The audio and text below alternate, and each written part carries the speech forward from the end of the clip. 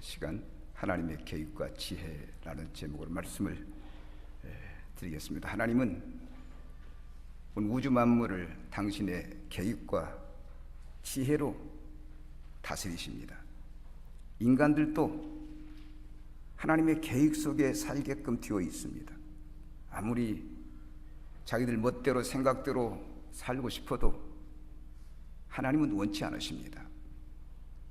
하나님의 계획이 있고 하나님의 뜻이 있기 때문에 거기에 맞춰서 살아야 행복을 보장받지, 우리가 하나님의 뜻을 거스린다고 한다면 그 순간부터 화가 임하는 겁니다. 우리가 이것을 확실히 알고 인생을 살아야 합니다. 솔직히 말해서 힘이 없고 연약한 인생들이 전능하신 하나님 앞에서 무엇을 고집하고 무엇을 계획합니까? 하나님 앞에서.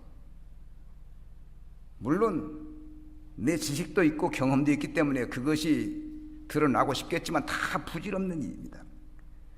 여러분, 역사 속에서 인간들이 어렵고 힘들었을 때는 다 따지고 보면 하나님의 뜻을 거스리고 하나님의 계획을 벗어나서 내 멋대로 사는 그 이유입니다. 우리가 성경을 통해서 이스라엘 민족을 만나지만 이스라엘 민족의 그 고난, 그 환난 엄청나지 않습니까?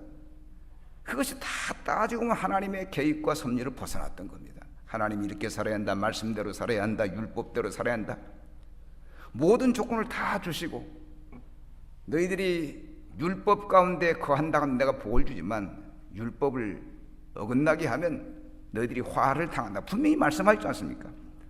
그런데 저들이 그걸 알면서도 번번이 하나님을 등진다는 겁니다. 사랑하는 여러분, 하나님의 뜻대로 사십시다. 하나님의 뜻대로. 우리가 이것을 깨닫고 하나님의 지혜로 세우신 계획을 겸손히 받아주고 그 뜻대로 살면 큰 복을, 정말 말로 닿을 수 없는 큰 복을 받게 되는 겁니다. 그래서 어떤 경우에도 하나님께 맡기자. 내가 뭐 아느냐, 내가 부족한데 하나님께 맡겨야지. 그러면 하나님이 때마다 시마다 내 형편과 사정을 다 아시기 때문에 필요한 것으로, 좋은 것으로 주신다는 겁니다. 한 교우가 사업에 실패하고 나서 그렇게 수료하는 것을 제가 본 일이 있습니다. 하나님의 뜻대로 살아야 앞길이 열리고 복을 받는 사실을 알면서도 조금 성공하면 그게 뭐 대단한 것처럼 생각해지고 그것을 기반으로 해가지고 하나님을 거스르게 된다고 하는 겁니다. 사랑하는 여러분, 하나님의 뜻대로 살아야. 하나님의 뜻대로.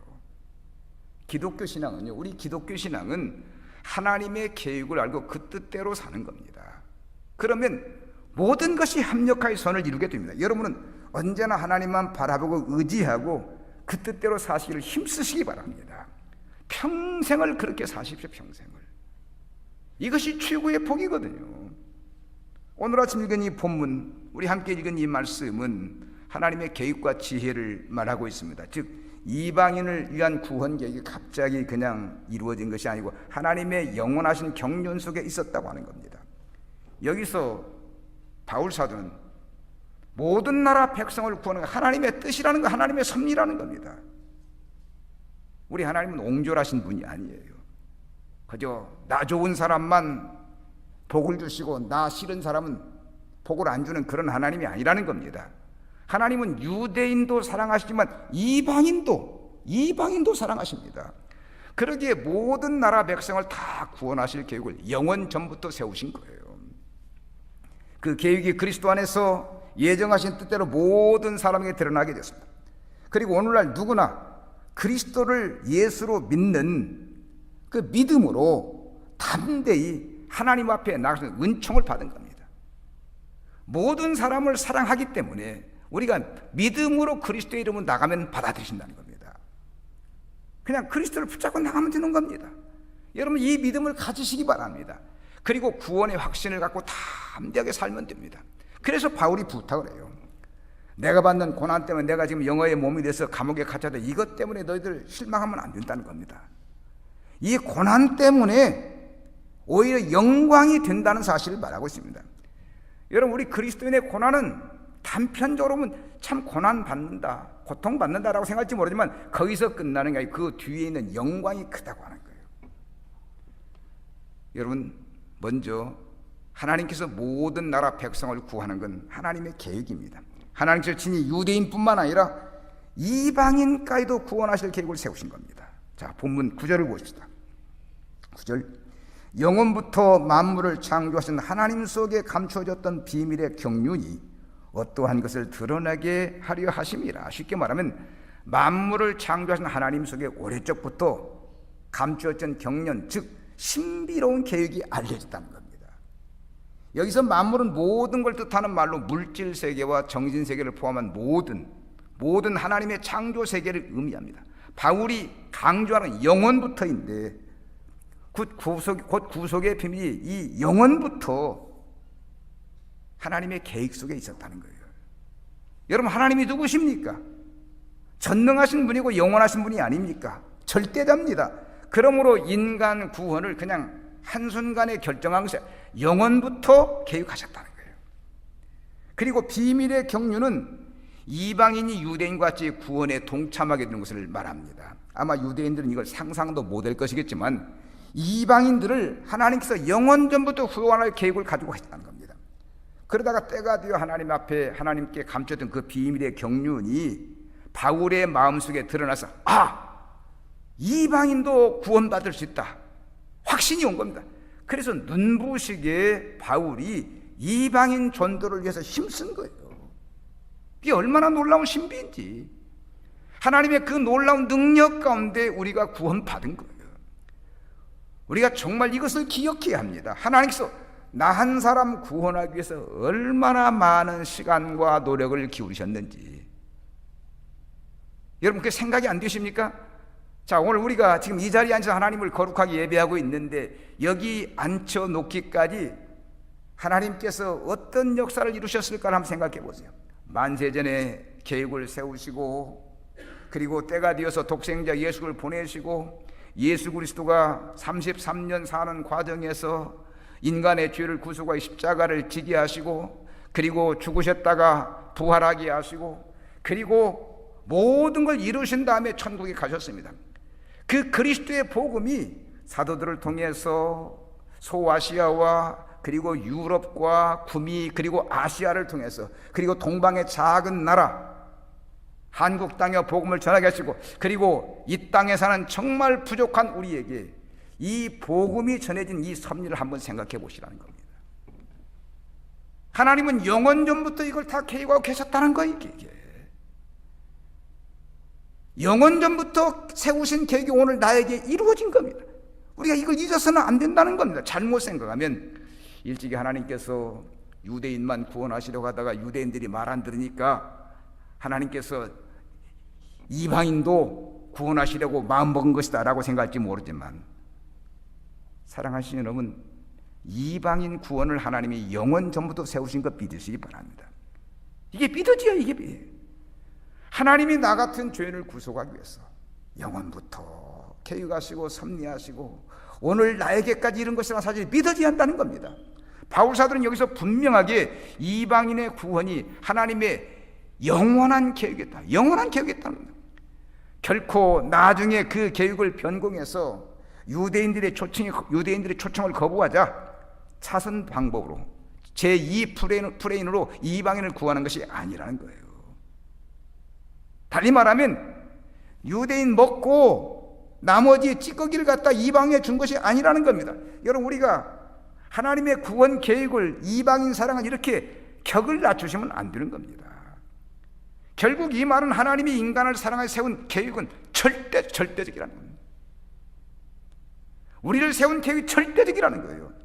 영원부터 우리를 향한 사랑이 준비되어 있었다는 겁니다. 여러분, 여기서 한 사람을 한번 보십시다. 출애굽기 3장과 4장에 보면 모세가 하나님의 부름을 받는 장면이 나옵니다. 그때 모세는 40년 전 이스라엘 백성을 구하려 실패하고 미디안 광야에 가서 초야에서 양을 치며 살고 있었습니다. 꿈도 미래도 없습니다. 그냥 사는 거예요. 그런데 어느 날 호렙산에 올라갔다가 떨기나무 불꽃을 보는데 거기서 하나님을 만나게 됩니다. 하나님께서 모세를 부르십니다. 모세야, 내가 너를 내 민족을 구원하는 지도자로 삼겠다. 이제 네 모든 걸 정리해서 애굽으로 가거라. 이때 모세가 못하겠다고 합니다. 하나님, 나는 입술도 둔하고 혓바닥도 굳어져 가지고 내가 어떻게 이 사명을 감당합니까? 못합니다. 하라면 해라. 못합니다. 끝끝내 모세가 못한다고 거부하니까 하나님께서 노하셨습니다. 절대자가 계획을 가지고 명령하는데 불순종할 수 있느냐는 거예요. 사랑하는 여러분, 누가 하나님을 거역할 수 있습니까? 누가 하나님의 명령을 거역할 수 있습니까? 자, 그러면 우리가 다르게 한번 생각합니다. 왜 이렇게 하나님께서 모세를 집착했을까? 모세가 안 된다고 한다면 또 다른 사람도 있잖아요. 모세만 꼭 이 사명을 감당할 수 있는 거 아니지 않습니까? 그런데 하나님께서 영원전부터 모세여야만 된다는 그 계획을 가지신 거예요. 모세 이외에는 이스라엘 민족을 구원할 자가 없다고 판단하신 겁니다. 후보자가 없었다는 말입니다. 여러분, 하나님은 절대로서 모든 계획이 치밀하십니다. 일찍이 하나님께서 모세를 관심하시고 애굽 노예 생활을 할 때 부모에게 낳게 하셨습니다. 부모로 하여금 숨어서 기르게 만들고 나일 강변에 버리게 만들고, 그리고 애굽 왕실에 와서 치밀하게 40년 동안 온갖 교육을 다 받게 만드셨습니다. 철저하게 리더십을 갖추게 만드셨습니다. 이렇게 지난 40년 동안 훈련을 시켜서 하나님께서 쓰시려고 하는데 이 모세가 덜컥 성질급하게 나갔단 말입니다. 그리고 살인자가 되었습니다. 도망갔어요. 미디안 광에 40년 있었는데, 그때 모든 것이 다 단련되었을 때, 훈련되었을 때 하나님 모세를 찾아간 거예요. 저는 여기서 이 말씀을 드려요. 하나님께서 이스라엘 백성들을 구원하기 얼마나 치밀하게 계획을 세우시냐는 겁니다. 영원부터 모세를 작정하시고 때가 되어 모세를 보내고 모세를 80년 동안 훈련시켜서 이스라엘 민족을 구원하게 만드셨냐는 겁니다.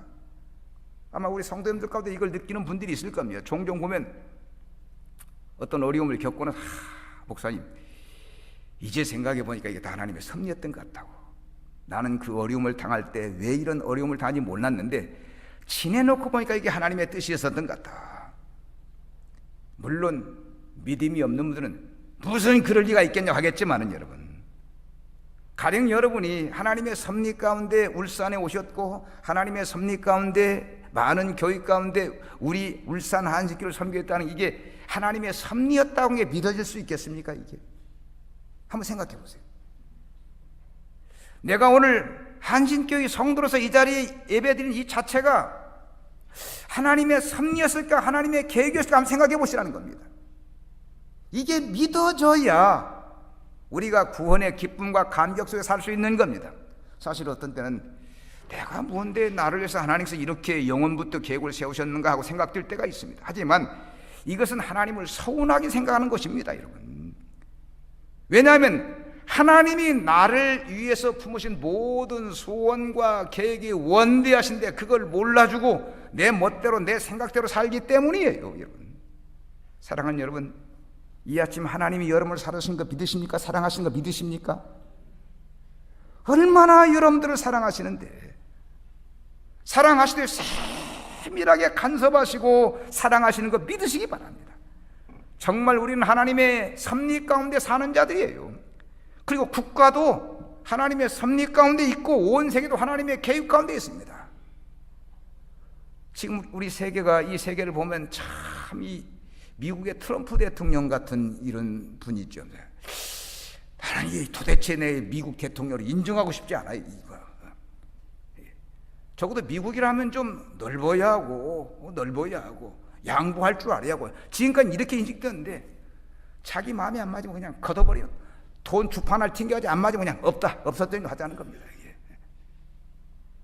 그냥 손바닥 뒤로 지금까지 우방들 있지 않습니까? 우방들이 때문에 서로 그럴 사이가 안 돼도 계산이 맞지 않게 뒤집어 버려요. 이번에 우리 한국 문제도 자기가 이제 어떤 결정을 내리면 돈은 어디서나 우리는 내릴 거 돈 없다는 겁니다. 자기는 없다는 거예요. 한국과 일본과 중국에서 다 도와줄 거라는 거예요. 얼마나 돈 계산이 빠른지. 저는 이것을 생각하면서 이 하나님께서 트럼프 같은 대통령을 세운 것도 이 하나님의 뜻이다. 김정은이 같은 지도를 세운 하나님의 뜻이라는 생각도 해봤습니다. 여러분, 하나님은 아주 세밀하신 분이거든요. 이거 우리가 믿어지게 합니다. 사실 이게 별거 아니거든요, 여러분.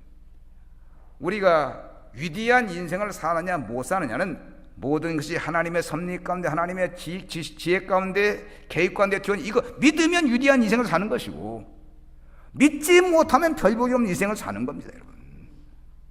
사랑하는 여러분, 우리가 하나님의 뜻을 이해하고 그 뜻을 믿고 그 뜻대로 살면 위대한 인생을 사는 거 믿으시기 바랍니다. 보세요, 바울 사도가 그렇게 위대한 삶을 산 그 근거를 보면 바로 이 깨달음이에요. 기독교 2000년 역사에서 바울 사도만큼 위대한 인물이 없는데, 도대체 우리와 성경이 똑같은 바울이, 우리와 성경이 나보다도 더 일절이 막 혈기도 많고 그냥 막 다툼도 있고 참 별 볼 일 없는 사람인데 이렇게 위대하게 쓴 이유가 뭘까? 바울은 하나님의 뜻대로 살려고 힘쓰고 애를 썼다고 하는 겁니다. 그렇다면 우리도 내 인생이, 나의 인생이 하나님의 계획 속에 있다는 사실을 깨닫자는 겁니다. 하나님이 한순간 한순간 나를 섭리하시고 감동을 주고 돌보시고 인도하신다. 마치 리모컨으로 기계를 조정하듯이 나를 이렇게 인도하신다는 사실을 믿어야 한다는 겁니다. 그래서 우리가 이것을 생각하고 살면 삶이 가치가 있고 인생이 가치가 있고 하나님을 기쁘시게 될 수 있습니다. 하지만 그것을 모르고 하나님이야 나를 생각해서 어떤 계획을 세워 나 관계없다, 나는 내 멋대로 사는 거야, 인생 부귀영화 잠시 왔다 가는 인생 먹고만 즐기면 되는 거야, 이런 식으로 산다고 한다면 그 불행한 인생이라는 겁니다. 세상 떠날 때 야 허망하다, 내가 이렇게 살려고 이 세상 왔던가라고 후회하고 지나갈 겁니다. 하나님의 뜻대로 살지 못하고 자기 멋대로 사니 후유한 인생을 살 수밖에 없는 거죠. 그러니 후유가 막급하지 않겠습니까, 여러분? 가장 어리석은 사람이 인생을 살면서 후유하는 사람입니다. 보세요, 하나님의 은혜로 사는 사람 구원의 기쁨과 감격이 넘치고 찬송이 넘치는데 아침에 일어나면 오 할렐루야 감사합니다, 오늘 또 종에게 이 귀한 하루 주셨습니까? 구원받은 자로서 기쁘게 살게 하여 주옵소서, 이렇게 찬송하면서 시작해서 수많은 사람 만나고 수많은 일하고 잠자리에 들 때 하나님 감사합니다, 부족한 종을 이렇게 사랑하고 또 이런 일을 하게 하신다, 얼마나 감격스러운지. 그런데 우리가 인생을 살면서 야 오늘도 하루도 참 쓸데없는 짓 많이 했다, 쓸데없는 사람 많이 만나고 쓸데없는 생각 많이 했다, 이게 후회한다고 한번 생각해 보세요. 참 불행한 인생이잖아요. 우리는 구원받은 백성으로서, 거룩한 백성으로, 하늘 기업을 가진 백성으로서 늘 기쁘고 즐겁게 내일을 소망하며 살아야 할 줄로 믿습니다. 사랑하는 여러분, 우리 그리스도인은 미래를 보고 인생을 살아야 하는데 단순히 먹고 마시고 부귀영화 누리고 이게 전부가 아니지 않습니까, 여러분? 만약에 그리스도인이 하나님을 섬긴다면서도 세속 속에 빠져 산다면 후회할 수밖에 없는 거죠. 하나님은 바울의 말대로 영원부터 계획을 세워서 인간을 구원하시는 분입니다. 종종 우리 성도님들이 대표기도 하실 때 보면 만세전에 부르시고 택하셔서 거룩한 종으로 삼으셨다는 걸 고백하는 때가 있는데, 정말 하나님께서 우리들을 한 사람 한 사람을 만세전에 부르시고 택하셔서 계획 가운데 우리를 세우신 거 믿으시기 바랍니다.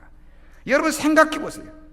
하나님께서 유대인이나 이방인이나 다 똑같이 만드셨어요. 그렇다면 이들의 구원도 하나님이 책임지지 않겠습니까? 유대인을 구원하신 하나님이 이방인도 구원해 주지 않겠냐는 겁니다.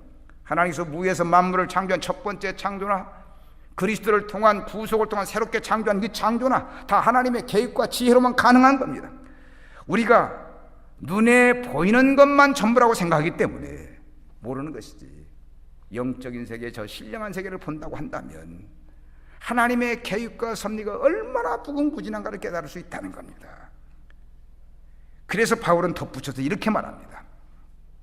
교의를 통해 천사들에게까지 하나님의 여러 가지 지혜를 알리도록 하신 것이라고 말입니다. 그 본문 10절을 보면 그 말씀이 있습니다. 10절을 봅시다. 본문 10절.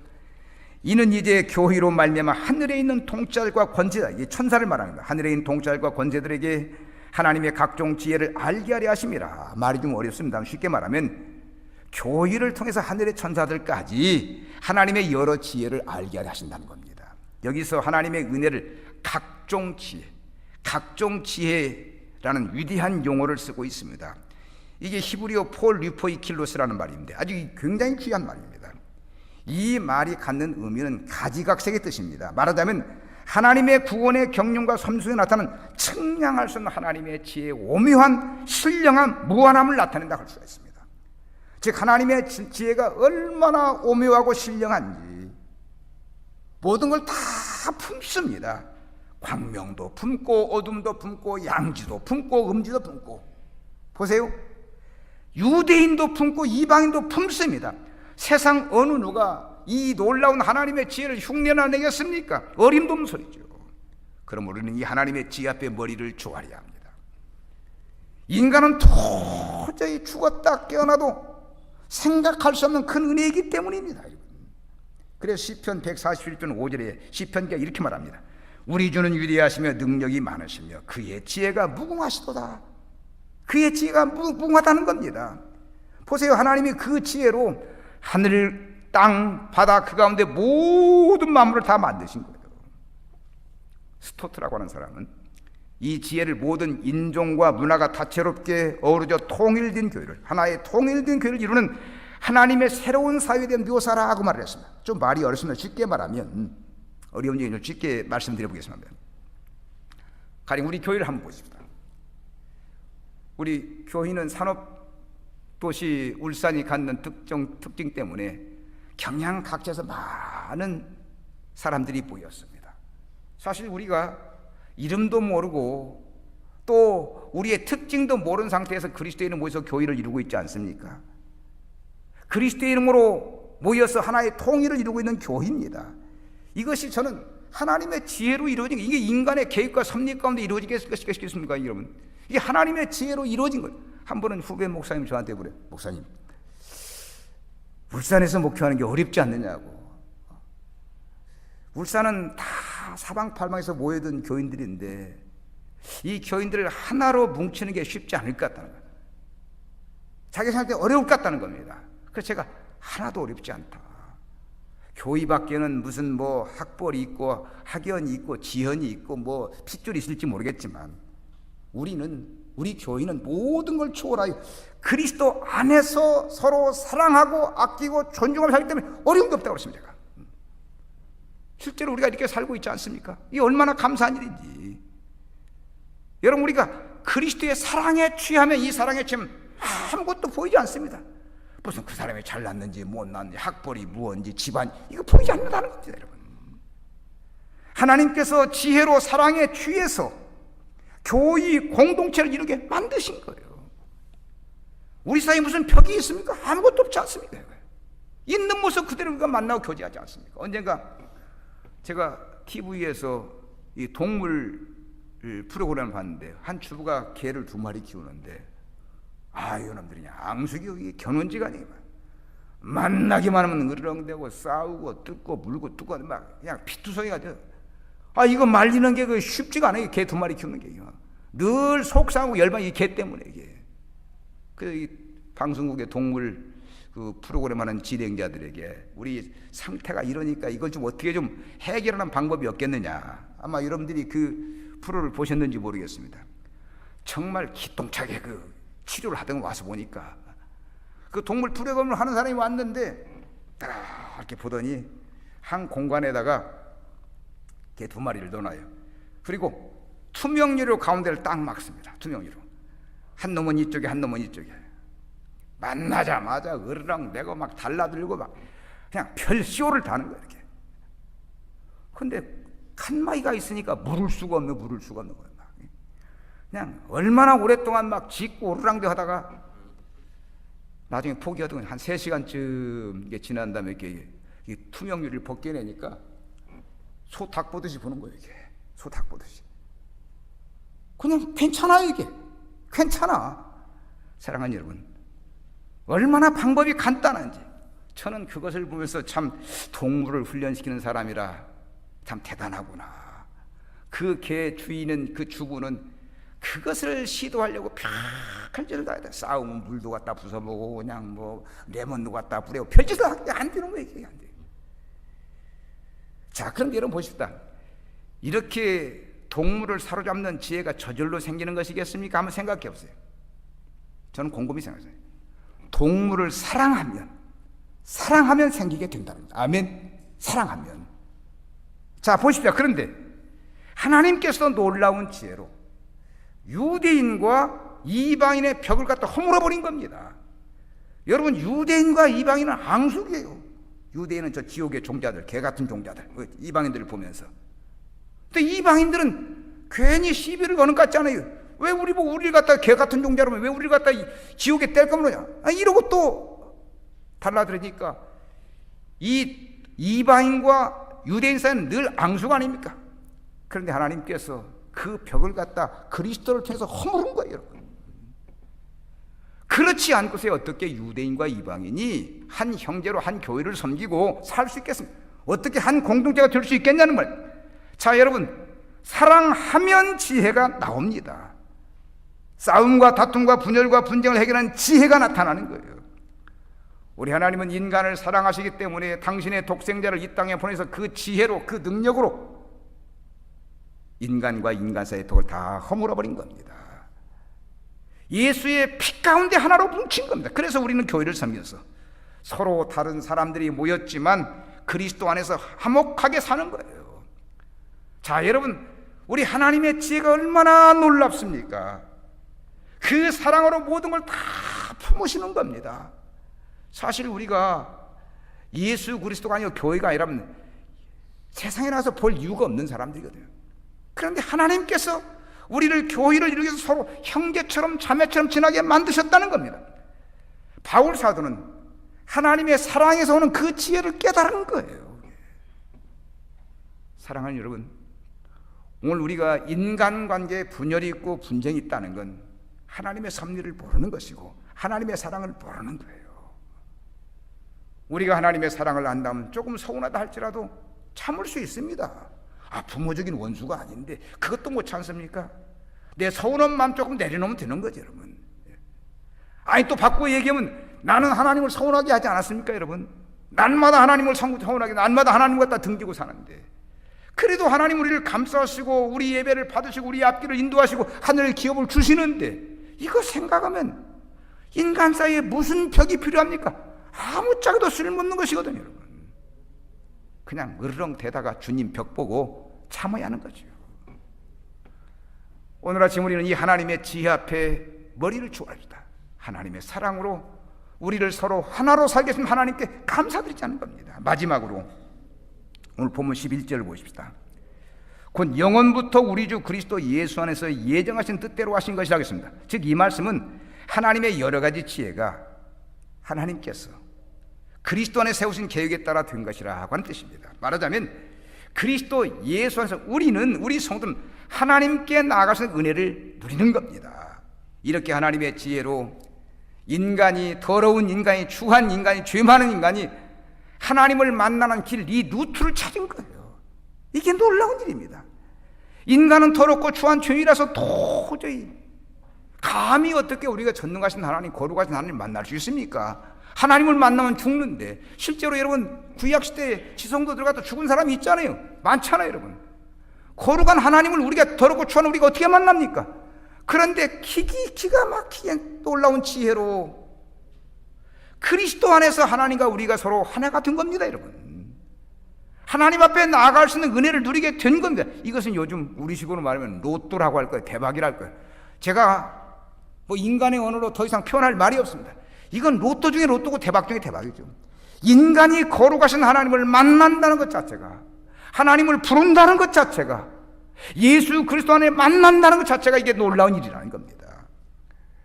가령 친구 중에 어떤 저명한 인사를 잘하는 사람이 있다고 합시다. 한 번 만나고 싶으면 내 이름으로는 내 제자로 만날 수가 없어. 한 번 만나서 고견도 듣고 싶고 교제하고 싶은데 내 위치에서는 만날 수가 없단 말입니다. 그러나 친구가 그 저명한 인사는 친구의 이름으로 가서 만날 수가 있을 겁니다. 몇 년 전에 미국에서 목회하는 제 선배 목사님이 부산에 왔어요. 그래서 보고 싶다고 해서 제가 갔는데, 근데 같이 식사를 하다가 그러는 거 있어요. 사모님이 저하고 신학교 동창이거든요. 신학교. 이 목사님 어디 성형외과 좀 아는 데가 없냐고 그래요. 그래서 내가 이렇게 나이가 먹다 보니까 늙어가지고 우리 쭈글쭈글한데 수술 좀 하고 싶다는 거예요. 근데 한국에 잘한다고 해서 왔는데 막상 아무데나 가려니 좀 힘들고 좀 잘하는 데 있으면 좀 소개 좀 해달라고. 그래서 우리 매제가 성형외과 의사라고. 그러냐고. 내가 그 자리에서 바로 전화했죠, 동생한테. 오빠인데 선배 목사님이 미국에서 왔는데 성형 수술 좀 받고 싶다 한다. 그럼 보내. 동생이 그래. 보내라고 해서 같이 보내고 이제 수술을 잘 받고 가졌습니다. 여러분, 아무리 어려운 일도 아는 사람이 있으면 그냥 쉽게 만나잖아요, 여러분. 이것이 바로 예수 그리스도가 우리에게 베푸신 은혜입니다. 누구든지 그리스도와 함께라면, 그리스도의 손막을 붙잡을 수만 있다고 한다면 거룩하신 하나님도 만날 수가 있다고 하는 겁니다. 그리스도의 이름으로 하나님께 나가면 되니까. 하나님은 용납하시니까. 오늘 본문 12절을 보시다. 12절. 여기에 보니까 바울은 그리스도를 믿는 믿음만 가지면 하나님께 나아갈 수 있다고 하잖아요, 여러분. 즉 우리가 하나님께 나아가는 데는 그리스도 예수의 대속의 죽음을 믿기만 하면, 예수가 나를 위해서 죽었다는 사실을 믿기만 하면 된다는 겁니다. 하나님을 만나는 방법, 그 방법밖에 없습니다. 이 방법이 다른 방법. 예수가 나를 위해 십자가에 죽으셨다. 이건 믿으면 하나님 만날 수 있는 겁니다. 그냥 간단해요. 왜냐하면 그것이 하나님께서 세우신 영원한 계획이기 때문에. 하나님께서 영원한 계획 가운데 그 일을 세우셨기 때문에 그게 가능하다는 겁니다. 보세요. 하나님은 처음부터 타락한 인간을 구원하실 계획을 세우셨습니다. 인간들을 만들어 놓으면 타락할 것이다. 그럼 내가 어떻게 하겠다. 마치 이 상품을 만드는 사람들이 상품 만들고 부술 때 AS 하는 것을 다 계획하듯이, 하나님은 인간을 만들어 놓고 AS로 예수 그리스도를 보낼 것을 생각하셨다고 하는 것입니다. 이게 정말 놀라운 지혜가 아니냐는 겁니다. 세밀한 계획이지요. 이 놀라운 지혜에 감탄하지 않을 사람이 어디 있을지. 그런데 이것을 모르고 하나님의 구원의 계획을 믿지 못하는 사람들이 부지기수입니다. 어떤 사람은 하나님이 인간을 만드실 때 왜 죄짓게 만들었느냐, 왜 선악과를 만들어 인간으로 넘어지게 만들었느냐, 이런 얘기를 하는 겁니다. 저도 이런 질문을 많이 받아요. 목사님, 하나님이 전능하시다면 만들 때 좀 깨끗하게 좀 틈없이 만들지 죄짓게 만들었습니까? 왜 선악과만? 이런 얘기해요. 사실 이런 말들이 다 부질없는 말들입니다. 왜? 하나님의 계획이 있기 때문입니다. 그냥 하나님이 세우신 계획이니까 그 계획대로 받아들이고 믿으면 좋겠는데 자꾸 의심하고 하나님의 전능하심을 의심하고 하나님 앞에 이상한 얘기를 한다는 겁니다. 물론 인간의 본성이니까 어쩔 수 없겠지만은 결코 좋은 태도는 아닌 거죠. 정말 우리는 하나님의 영원하신 계획을 이해하고 그 뜻을 깨달으면서 그것을 바라고 살 때 주시는 은혜를 받을 수가 있는 겁니다.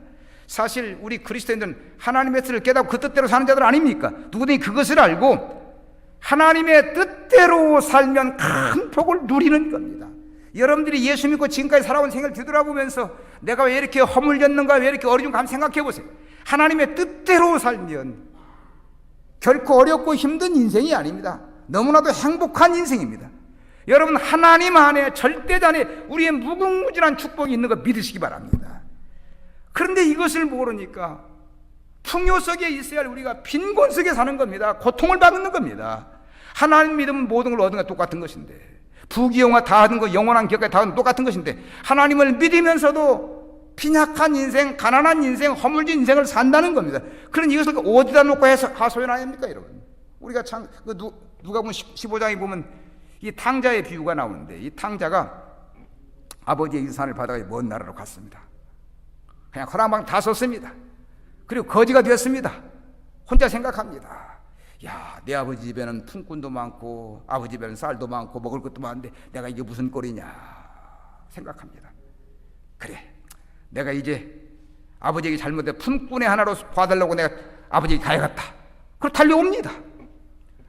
사랑하는 여러분, 만약에 그 탕자가 아버지 집에 많은 것이 있음에도 불구하고 아버지 볼 면목이 없어 집으로 돌아오지 않으면 거짓골로 살다 객사질 겁니다. 자, 그런데 여러분, 이 탕자처럼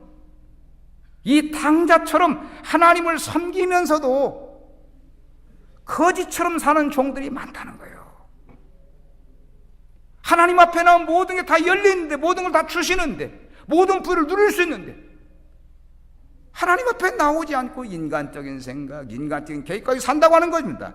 사랑하는 여러분, 다시 한번 강조하겠습니다. 우리가 어렵고 힘들면 하나님께 달려가는 겁니다. 아멘. 하나님께 달려가. 하나님께. 내가 어렵다, 내가 힘들다, 내가 못 견뎌, 하나님께 달려가는 겁니다. 정말 간단합니다. 눈을 들어서 하나님의 영원한 계획으로 나를 향해 이루신 축복을 보면서 달려갑니다. 우리는 하나님을 믿는 자니까 믿는 자에 주신 이 복을 누려야지요. 하나님 우리에게 죄지었다고 슬퍼하지 말라는 것이 아니라, 슬퍼라는 것이 아니라 슬퍼하지 말고 내게로 오라는 거예요. 죄를 지었어도 용납하시는 분입니다. 하나님이. 정말 우리는 세상 사람들처럼 하나님을 부인하고 자기 한계 속에 갇혀 사는 어리석은 자가 되지 맙시다. 그들이 사는 목적과 종착역이 다르기 때문에.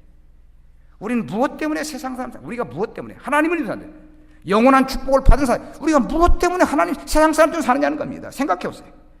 하나님을 모르는 자들과 우리가 어떻게 똑같습니까? 그들은 많은 것을 가져야 행복하다고 느끼죠. 우리는 아무것도 없어도 하나님 안에 있으면 부유하다고 느끼는 게 우리가 아닙니까? 여러분?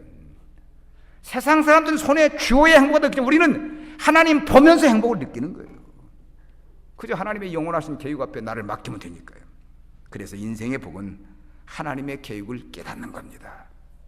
그것을 알면 자신이 복받은 사람인 것을 알기 때문에. 정말 우리가 복받은 사람 아닙니까? 오늘 우리가 가난하게 사는 건 받은 복을 모르기 때문에 가난한 거예요. 그래서 우리가 어렵고 힘들면 자꾸 기도 생활하도록 힘쓰고 교회로 가까이 와야 하고, 이것이 복이니까. 이런 믿음이 여러분에게 넘치시기를 주님의 이름으로 축복합니다. 하나님께서 우리를 사랑하셔서 영원전부터 계획하시고 독생자를 보내서 우리에게 구원의 기쁨을 주시고 영원한 기업까지 주셨는데, 하나님의 뜻대로 살면 아무 부족함이 없는 거예요. 우리는 하나님의 계획 앞에서 감사하며 행복한 인생을 사십니다. 여러분, 하나님은 우리 인간을 영원부터 계획하시고 지혜로 다스리십니다. 바울은 그것을 알고 모든 나라 백성을 구하는 건 하나님의 계획이라고 했습니다. 그 계획이 예수 그리스도 안에 드러난 겁니다. 그리고 누구든지 그리스도를 믿는 믿음을 갖고 담대하게 나아가면 온갖 귀한 보화가 여러분들에게 찬란하게 일러질 걸 믿으시기 바랍니다. 오늘 아침 이 말씀을 통해서 하나님의 뜻대로 살자, 말씀대로 살자, 계획대로 살자고 하는 생각을 다시 한번 확인하시고 그렇게 다짐하시고 하나님 앞에 나아가시기를 주님의 이름으로 축원합니다.